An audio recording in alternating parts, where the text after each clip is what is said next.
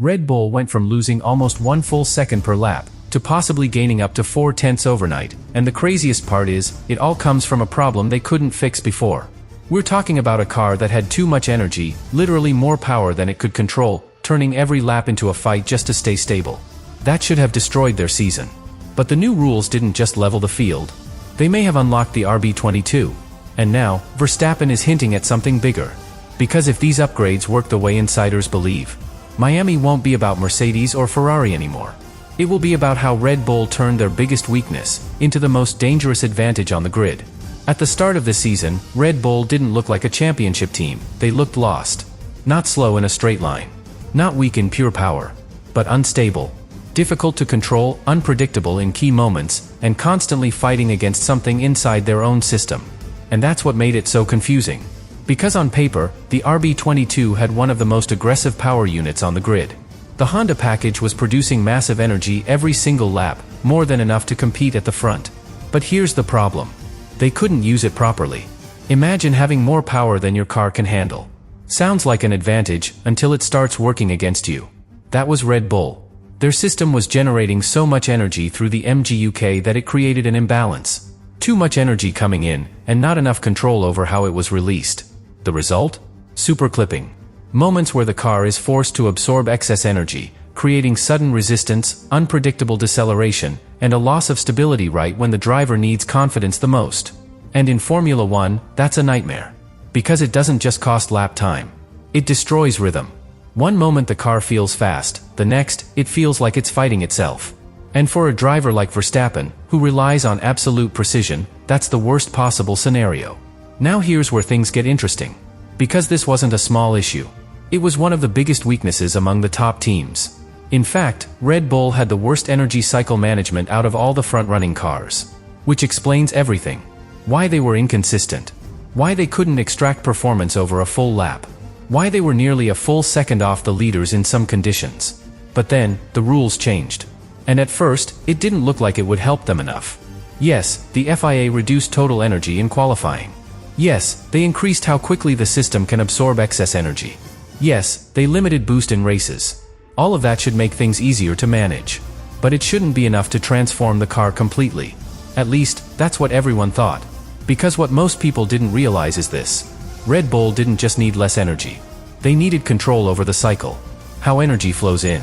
How it's stored. And most importantly, how it's released. And this is where the upgrades start to matter. Because during the break before Miami, Red Bull didn't just sit and wait for the rules to save them. They went deeper. They worked on the exact area where the car was failing. The interaction between energy recovery, deployment, and aerodynamic balance. And suddenly, something changes. Because when the new rules reduce the pressure on the system, and the upgrades improve how that system behaves, you don't just fix the problem. You unlock performance that was already there, but hidden. And that's the key. Red Bull was never lacking power. They were lacking control. So now, imagine that same car, with smoother energy cycles. Less aggressive superclipping. More predictable behavior. And a driver like Verstappen, finally able to push without fighting the car. That's not a small improvement. That's a transformation. But here's where the tension builds again. Because this doesn't guarantee dominance. It creates potential. And potential only matters if it can be used under pressure. Which is exactly what Miami is about to test. But here's where everything starts to feel unpredictable, because fixing the problem is one thing, exploiting it under pressure is something completely different. Because Miami is not a forgiving circuit. It's tight, technical, and constantly changing. Grip levels shift from corner to corner. Temperatures rise, tires degrade, and the track never feels the same twice. And for a car like the RB22, that matters more than anything. Because Red Bull's entire transformation depends on one fragile element. Stability. If the new system holds, if the energy flow remains smooth, if the car stays balanced through every phase, then Verstappen finally gets what he didn't have before. Confidence. And when Verstappen has confidence, everything changes. He doesn't just drive the car.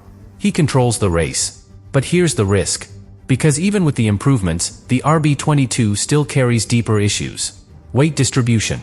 Aerodynamic instability in certain conditions. And those problems don't disappear overnight.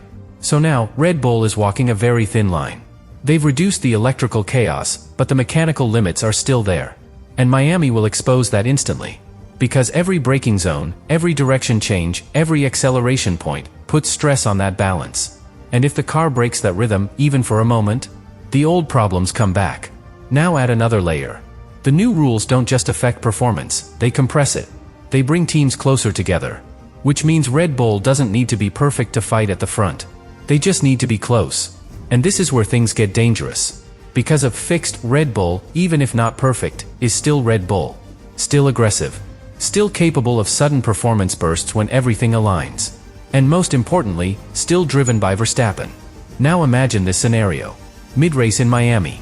Mercedes is trying to control the pace. Ferrari is managing consistency. And suddenly, Red Bull appears. Not gradually. Instantly. One lap where everything clicks. One sequence where the energy flow, the balance, and the grip align perfectly. And Verstappen attacks. That's the kind of threat they represent now. Not constant dominance, but unpredictable impact. And that's even harder to defend against. Because you can't prepare for something that doesn't follow a pattern. But here's where it gets even more interesting. Because the upgrades Red Bull brought are not just about fixing energy. They're about how the car behaves when pushed to the limit. And under the new rules, pushing to the limit looks different. Less about brute force.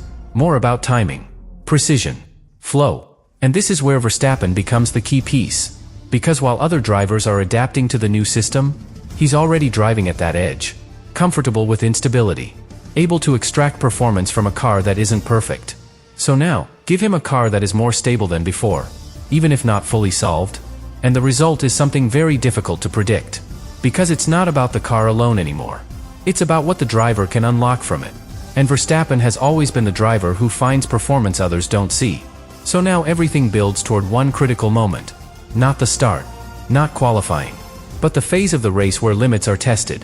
Where tires are fading. Where energy is running low. Where mistakes begin to appear. That's where Red Bull's upgrades will be truly exposed. Because if the system holds together under that pressure, then what looked like a weakness at the start of the season becomes a weapon. A car that was once unstable, now aggressive, responsive, alive. But if it doesn't, if the balance breaks, if the energy cycle slips, if the car returns to that unpredictable behavior, then everything collapses again. And the opportunity is gone. So now, Miami becomes more than a race. It becomes a reveal. A reveal of whether Red Bull actually solved their biggest problem, or simply learned how to hide it better. And that answer will only appear when the pressure is at its highest. And this is where everything finally comes together, because now it's no longer about potential. It's about truth. Because Miami doesn't reward theories. It exposes them. All the upgrades, all the adjustments, all the work Red Bull has done in the shadows, it all leads to one moment where nothing can be hidden anymore. When the lights go out, the car either works or it doesn't. And for Red Bull, that moment carries more weight than for anyone else on the grid. Because they're not arriving as favorites. They're arriving as a question mark. A team that was nearly 1 full second off, suddenly expected to fight again. That's not pressure. That's scrutiny. Every lap will be analyzed. Every sector compared. Every small sign, amplified. And this is where Verstappen becomes the center of everything. Because he already gave the hint. Not directly. Not clearly. But enough. The way he talked about the car, the way he dismissed the struggles, the way he focused on extracting performance no matter what. It wasn't frustration. It was confidence. And confidence like that doesn't come from hope.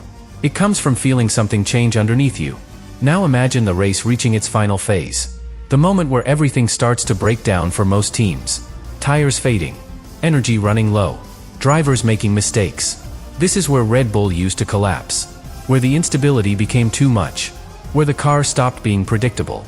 But now, this is exactly where their new system is supposed to work best. Because if they've truly stabilized the energy cycle, if they've reduced the chaos that was holding them back, then instead of losing control in those final laps, they gain it. And that's the shift that changes everything. Because while others are defending, calculating, trying to survive, Red Bull can attack. Not constantly, not predictably, but decisively. One moment, one sequence, one lap where everything aligns. And Verstappen goes for it. That's the real danger. Not sustained dominance, but perfectly timed aggression. And in a race where the margins are smaller than ever, that's enough. Now everything connects. The original problem, too much energy, no control. The rule changes, less chaos, more predictability. The upgrades, better integration, smoother behavior. The driver, capable of exploiting even the smallest opportunity. It all leads to one final realization. Red Bull didn't need to become the fastest car. They just needed to become usable.